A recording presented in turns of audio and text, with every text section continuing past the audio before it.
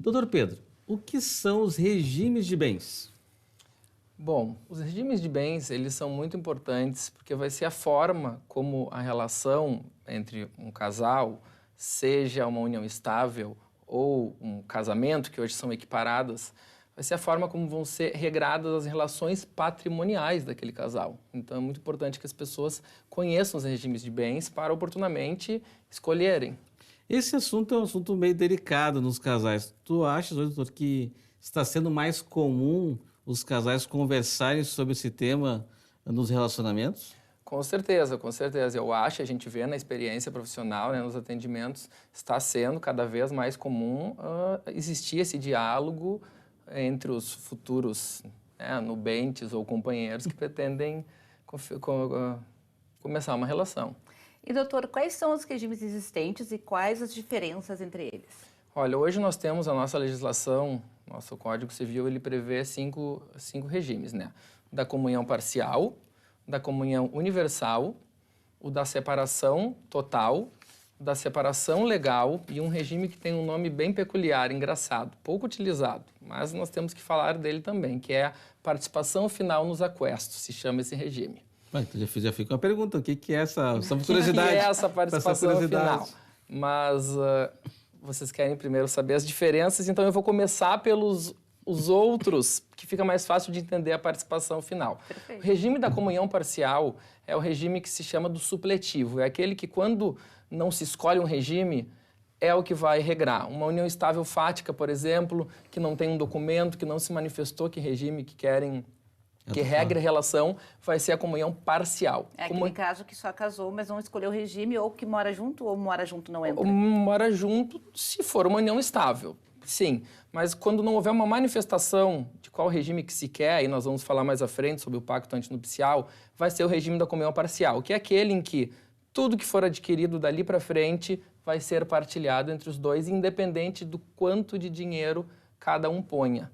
Porque o nosso sistema, o nosso direito de família, ele valoriza a contribuição imaterial, que é o apoio familiar daquele cônjuge que está em casa, dando todo o amparo, né? O outro regime, comunhão universal de bens, era um regime comumente usado nas gerações dos meus avós, que são do início dos anos lá, 1920, 1930. Todo o acervo patrimonial é dos dois, tudo, inclusive a herança. Então, faleceu o pai do João, usei um nome comum, eu acabei te jogando faleceu o pai do Silvio, ele recebeu a herança. A companheira vai ter participação. Esses bens vão integrar o acervo dos dois. Mas um casal pode querer adotar esse regime hoje? Pode adotar. Pode querer adotar, sim. A gente vê pouco, mas pode querer adotar.